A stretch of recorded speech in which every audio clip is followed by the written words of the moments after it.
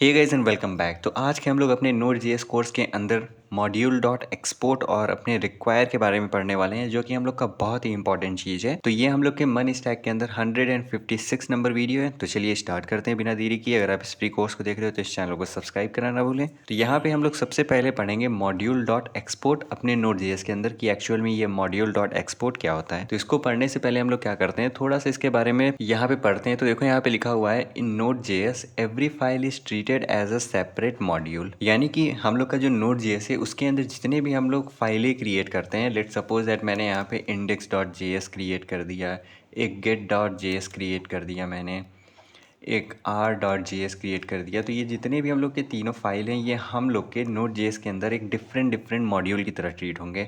यानी कि ये हम लोग का एक मॉड्यूल है, ये हम लोग का दूसरा मॉड्यूल है, ये हम लोग का तीसरा मॉड्यूल है। ठीक, तो कुछ इस तरह ये हम लोग के मॉड्यूल की तरह ट्रीट होते हैं। ठीक, अब यहाँ पे देखो, ये जो हम लोग का मॉड्यूल डॉट एक्सपोर्ट है is a special object which is included in every JavaScript file in the node JS application by default. यानी कि ये जो हम लोग का मॉड्यूल डॉट एक्सपोर्ट है, ये हम लोग के जितने भी जावास्क्रिप्ट के फाइलें हम लोग क्रिएट करते हैं उन सब के अंदर बाय डिफ़ॉल्ट इंक्लूडेड होता है। अब इसका काम क्या है? It is use to export function, object और values from one module so that they can be required and use to other module. अब यहाँ पे ये जो हम लोग का मॉड्यूल डॉट एक्सपोर्ट है, इसकी हेल्प से हम लोग एक्सपोर्ट करते हैं। क्या एक्सपोर्ट करते हैं? या फिर हम लोग किसी फंक्शन को एक्सपोर्ट कर सकते हैं, ऑब्जेक्ट को एक्सपोर्ट कर सकते हैं, वैल्यूज़ को एक्सपोर्ट कर सकते हैं। यानी कि किसी भी चीज़ को अगर हम लोग को एक्सपोर्ट करना है तो वो हम लोग कर सकते हैं। अब यहाँ पे एक्सपोर्ट का मतलब क्या है? लेट्स सपोज दैट कि यहाँ पे ये हम लोग का एक इंडेक्स डॉट जेएस है, जिसके अंदर हम लोग के पास कुछ वैल्यू है टॉम। ठीक, अब इस टॉम की वैल्यू को हम लोग को सेंड करना है अपने आर डॉट जी एस के अंदर। तो हम लोग क्या करेंगे, अपने इंडेक्स डॉट जी एस के थ्रू इसको एक्सपोर्ट करेंगे और आर डॉट जी एस के अंदर उसको हम लोग इंपोर्ट करेंगे। तो यहाँ से हम लोग अपनी एक फ़ाइल से दूसरे फाइलों के अंदर चीज़ों को ट्रांसफ़र कर पा रहे हैं। तो वही है हम लोग का इंपोर्ट और एक्सपोर्ट। और यही सेम काम हम लोग का मॉड्यूल डॉट एक्सपोर्ट करता है। इसकी हेल्प से हम लोग क्या कर पाते हैं, हम लोग चीज़ों को एक्सपोर्ट कर पाते हैं ताकि हम लोग उसको अपने दूसरे फाइलों के अंदर यूज़ कर सकें। ठीक, तो यहाँ पे ये ऊपर ऊपर की बातें हो गई। अब इसको ज़रा हम लोग कोड से ज़रा समझते हैं। तो यहाँ पे देखो, मेरा एक इंडेक्स डॉट जे एस नाम का फ़ाइल क्रिएट है, जिसके अंदर मैंने एक फ़ंक्शन क्रिएट किया है ऐड नाम का। ठीक, जिसके अंदर दो वैल्यू मैं ले रहा हूँ, उसको ऐड करके मैं रिटर्न कर रहा हूँ। अब यहाँ पे देखो, ये जो हम लोग का इंडेक्स डॉट जे एस है, ये हम लोग का एक सेपरेट मॉड्यूल होगा। ठीक, अब इस मॉड्यूल के अंदर बाय डिफ़ॉल्ट हम लोग के पास मॉड्यूल डॉट एक्सपोर्ट अवेलेबल होता है। तो यहाँ पे मैं क्या कर रहा हूँ, मैं मॉड्यूल डॉट एक्सपोर्ट की हेल्प से मैं एक टॉम वैल्यू को एक्सपोर्ट कर रहा हूँ। अब इस वैल्यू को अभी हम लोग गेट करना सीखेंगे। पहले हम लोग देखते हैं कि यहाँ पे देखो, हम लोगों ने सबसे पहले अपने वैल्यू को एक्सपोर्ट किया, मॉड्यूल डॉट एक्सपोर्ट, और जो भी चीज़ को हम लोग को एक्सपोर्ट करना है वो इक्वल लगा करके हम लोग लिख देंगे। अब लेट्स सपोज दैट कि मुझे किसी फंक्शन को एक्सपोर्ट करना है। तो यहाँ पे देखो, अगेन मेरा सेम फंक्शन क्रिएट है, जो कि हम लोग का ऐड फंक्शन है।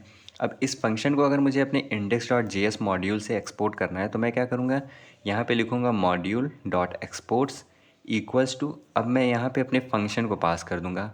अब यहाँ पे जो हम लोग फंक्शन पास करेंगे, उसके बाद हम लोग अपने पैरेंथेसिस को नहीं लगाएंगे।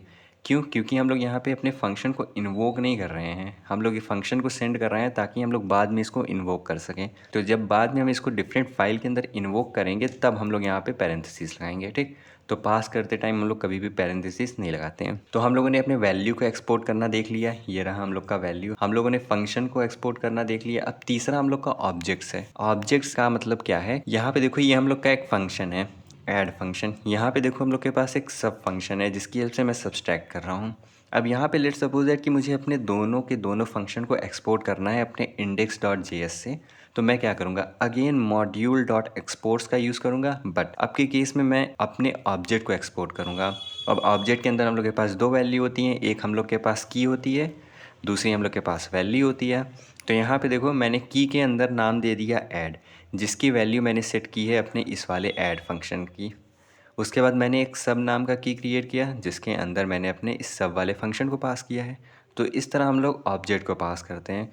अब इन केस अगर मैं केवल मॉड्यूल डॉट एक्सपोर्ट लिख दूंगा, तो पता है ये क्या करेगा, ये हम लोग को एम्प्टी ऑब्जेक्ट पास करेगा। यानी कि बाय डिफ़ॉल्ट ये हम लोग का मॉड्यूल डॉट एक्सपोर्ट्स है, वो हम लोग का ऑब्जेक्ट ही पास करता है। तो हम लोग क्या करते हैं, सबसे पहले मैं यहाँ पे एक फंक्शन क्रिएट करके आपको दिखाता हूँ। तो यहाँ पे आता हूँ मैं, ये देखो हम लोग का एक फ़ाइल है इंडेक्स डॉट जे एस, जिसके अंदर मैं एक फ़ंक्शन क्रिएट करता हूँ। मान लेते हैं इसका नाम मैं ऐड दे देता हूँ। ठीक, इसके अंदर मैंने दो वैल्यू ले ली, ए कॉमा वी, ठीक। और इसको मैं यहाँ से रिटर्न कर रहा हूँ ए और बी को ऐड करके, ठीक।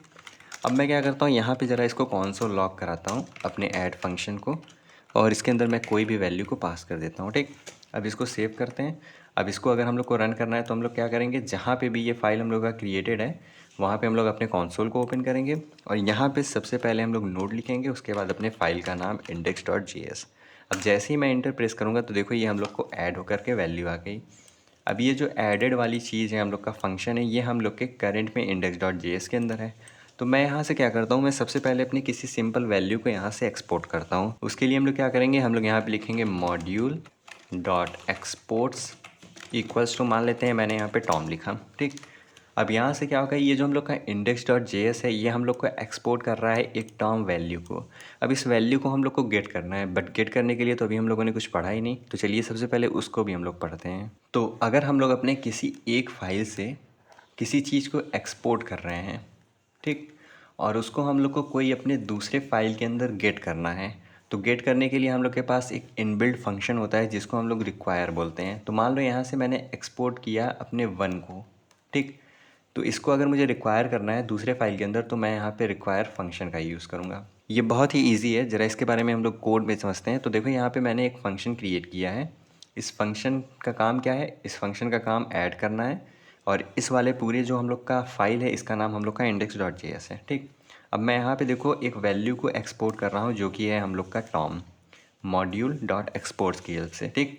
तो यहाँ से हम लोग अपने index.js से एक टॉम वाले वैल्यू को एक्सपोर्ट कर रहे हैं। अब इसको हम लोग को यहाँ पे, ये दूसरा नाम होगा, यहाँ पे इंडेक्स नहीं होगा, यहाँ पे गेट होगा, ठीक। मान लो मैंने एक get.js नाम का एक फ़ाइल क्रिएट किया। अब इसके अंदर मुझे अपने इस index.js के थ्रू जो मैं मॉड्यूल को एक्सपोर्ट कर रहा हूँ उसको मुझे गेट करना है। तो उसके लिए मैं क्या करूँगा, यहाँ पे रिक्वायर का यूज़ करूँगा, और अपने रिक्वायर के अंदर जहाँ पे भी हम लोग का ये index.js फाइल एग्जिस्ट कर रहा है, जहाँ पे भी ये क्रिएटेड है उसका मैं पाथ पास करूँगा। यहाँ पे ये देखो हम लोग का डॉट स्लैश इंडेक्स लिखा हुआ है, यानी कि ये जो index.js है और जो हम लोग का get.js है वो दोनों के दोनों हम लोग के एक ही फोल्डर के अंदर क्रिएट हैं। लेट्स सपोज दैट ये मेरे पास एक माई फोल्डर नाम का एक फ़ोल्डर क्रिएट है। इस फोल्डर के अंदर हम लोग के पास एक index.js है और एक हम लोग के पास get.js है। तो यहाँ पे अगर मैं डॉट स्लैश लिख रहा हूँ इसका मतलब क्या है, इसका मतलब ये है कि करंट में देखो मैं अपने get.js के अंदर हूँ, तो करंट में अपने get.js के अंदर हूँ मैं, ठीक। जैसे ही मैंने यहाँ पे डॉट स्लैश लिख दिया तो मैं क्या करूँगा, मैं अपने माई फोल्डर के अंदर आ जाऊँगा। अब मैं माई फोल्डर के अंदर आ गया तो डॉट स्लैश में डायरेक्ट अपने index.js को एक्सेस कर सकता हूँ। तो यहाँ से अपने रिक्वायर की हेल्प से मैंने अपने इस वाले फाइल को मैंने रिक्वायर कर लिया जो कि है हम लोग का index.js, ठीक। अब रिक्वायर करने के बाद जैसे ही मैं अपने गेट को कॉन्सोल लॉग कराऊंगा तो यहाँ से हम लोग का केवल एक चीज़ एक्सपोर्ट हो रहा है, तो यहाँ पे हम लोग का वो टॉम प्रिंट हो जाएगा, ठीक। तो पहले इसको हम लोग करके देखते हैं ज़रा। तो यहाँ पे देखो मेरा ये index.js क्रिएट है। मैं यहाँ पे एक और फाइल क्रिएट करता हूँ get.js नाम का, ठीक। सेव करते हैं इसको। अब देखो index.js के थ्रू मैं यहाँ से एक्सपोर्ट कर रहा हूँ एक टॉम नाम के वैल्यू को।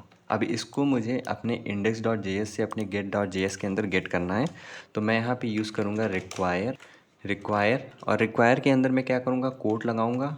और यहाँ पे सबसे पहले अब देखो क्योंकि यहाँ पे हम लोग का ये जो index.js है और get.js है ये हम लोग के केवल एक फ़ोल्डर के अंदर क्रिएट है जो कि है हम लोग का नोड फोल्डर, ठीक। तो ये दोनों के दोनों फाइल हम लोग के नोड फोल्डर के अंदर हैं। तो मैं क्या करूँगा, अभी करंट में मैं अपने get.js फाइल के अंदर हूँ, मुझे अपने नोड फोल्डर के अंदर आना है। तो मैं यहाँ पे लिखूँगा डॉट स्लैश। देखो जैसे ही मैंने डॉट स्लैश लिखा तो हम लोग अपने नोड के अंदर आ गए, यानी कि नोड वाले फोल्डर के अंदर आ गए जिसके अंदर हम लोग के पास दो फाइलें हैं, एक हम लोग का get.js है, एक हम लोग का index.js है। तो मैं यहाँ से अपने index.js को गेट करूँगा। अब ये जो रिक्वायर है ये हम लोग को वैल्यू रिटर्न करेगा क्योंकि यहाँ से index.js से हम लोग अपने वैल्यू को पास कर रहे हैं, एक्सपोर्ट कर रहे हैं, तो उसको हम लोग एक वेरिएबल के अंदर स्टोर कर लेंगे। मान लेता हूँ मैं इसका नाम वैल्यू ही दे देता हूँ, ठीक। अब मैं अगर यहाँ पे कॉन्सोल लॉग कराऊँ अपने वैल्यू को और मैं सेव करूँ तो देखो यहाँ पे मैंने कहीं पे भी कॉन्सोल लॉग नहीं कराया हुआ है। हम लोग ने get.js के अंदर कॉन्सोल लॉग कराया है। अब मैं यहाँ से नोड की हेल्प से अपने get.js को मैं रन करूँगा। अब अगर मैं इंटर प्रेस करूँ तो देखो हम लोग को टॉम प्रिंट हो गया।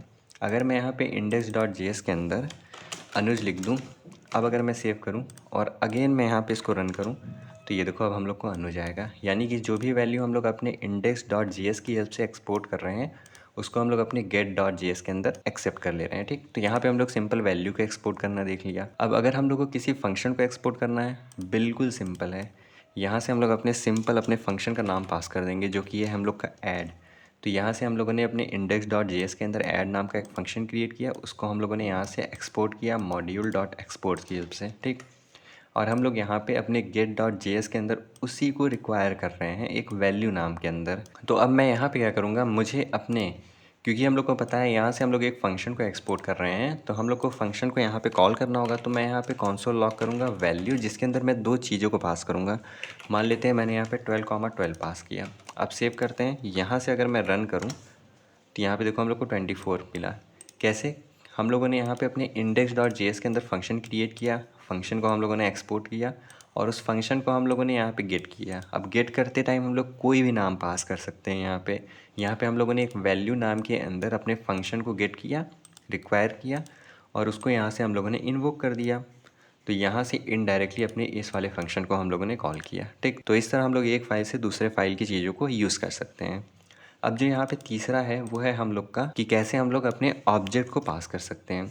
अगर मैं यहाँ पे एक छोटा सा काम दिखाऊँ, अगर मैं यहाँ से ऐड को हटा देता हूँ, ठीक। मैंने यहाँ पे केवल module.exports लिखा और यहाँ पे आकर के मैं केवल अपने वैल्यू को कॉल करता हूँ, ठीक। अब अगर मैं सेव करके देखो यहाँ पे रन करता हूँ तो यहाँ पे देखो हम लोग को एम्प्टी ऑब्जेक्ट आ रहा है, यानी कि ये जो हम लोग का module.exports है ये हम लोग का एक ऑब्जेक्ट पास करता है, ठीक। अब हम लोग क्या करेंगे, मैं यहाँ पे दो फंक्शन क्रिएट करता हूँ, एक सब नाम का, एक ऐड नाम का। सब वाला हम लोग के वैल्यू को सब्सट्रैक्ट करेगा और ऐड वाला हम लोग के वैल्यू ऐड करेगा। तो यहाँ पे अब हम लोग के पास दो फंक्शन है, दोनों को हम लोग को एक्सपोर्ट करना है। तो हम लोग क्या करेंगे, यहाँ पे सिंपल एक ऑब्जेक्ट क्रिएट कर देंगे। ऑब्जेक्ट के अंदर हम लोग के पास की वैल्यू पेयर होती हैं। तो यहाँ पे मान लो एक ऐड नाम का मैं की क्रिएट करता हूँ, जिसके अंदर अपने ऐड वाले फंक्शन को मैं पास करूँगा। एक सब नाम का मैं की क्रिएट करता हूँ, जिसके अंदर मैं सब वाले फंक्शन को पास करूँगा। अब ऐसा नहीं है कि मैं यहाँ पे केवल ऐड ही नाम दे सकता हूँ, मैं यहाँ पे एडिशन लिख सकता हूँ, कोई प्रॉब्लम नहीं है, बट यहाँ पे मैं ऐड लिखूँगा, ठीक। अब अगर हम लोग इसको सेव करें और अपने गेट के अंदर आएँ, अब गेट के अंदर मैं डायरेक्ट अपने वैल्यू को यहाँ पे ज़रा प्रिंट करा के देखता हूँ। तो यहाँ पे देखो हम लोग के पास एक ऑब्जेक्ट आया। इस ऑब्जेक्ट के अंदर हम लोग के पास दो चीज़ें हैं, एक ऐड है जो कि हम लोग का फंक्शन है, एक सब है जो कि हम लोग का एक फंक्शन है। अब मान लो इसमें से मुझे, क्योंकि अब यहाँ पे ये ऑब्जेक्ट आ रहा है, तो ऑब्जेक्ट की वैल्यू को गेट करने के लिए हम लोग डॉट ऑपरेटर का यूज़ करते हैं। तो यहाँ पे मैं डॉट लिखूँगा तो देखो दोनों के दोनों हम लोग को वैल्यू आ जाएंगी। अगर मैं यहाँ पे अपने ऐड के अंदर कोई वैल्यू को पास कर देता हूँ, ठीक है। मैं यहाँ पे अब इसको रन करता हूँ ज़रा, तो देखो हम लोग की वैल्यू ऐड होकर के आ गई, यानी कि यहाँ पे हम लोगों ने ऑब्जेक्ट पास किया था। ऑब्जेक्ट के थ्रू अपने इस वाले की को हम लोगों ने इन्वोक किया, जिसके अंदर ऐड वाला फंक्शन हम लोग का ऐड है। अगर मैं यहाँ पे सब लिख दूँ तो वैल्यू अब हम लोग को सब्सट्रैक्ट होकर के आएगी। अब अगर मैं रन करूँ तो ये देखो वैल्यू हम लोग की सब्सट्रैक्ट होकर के आई।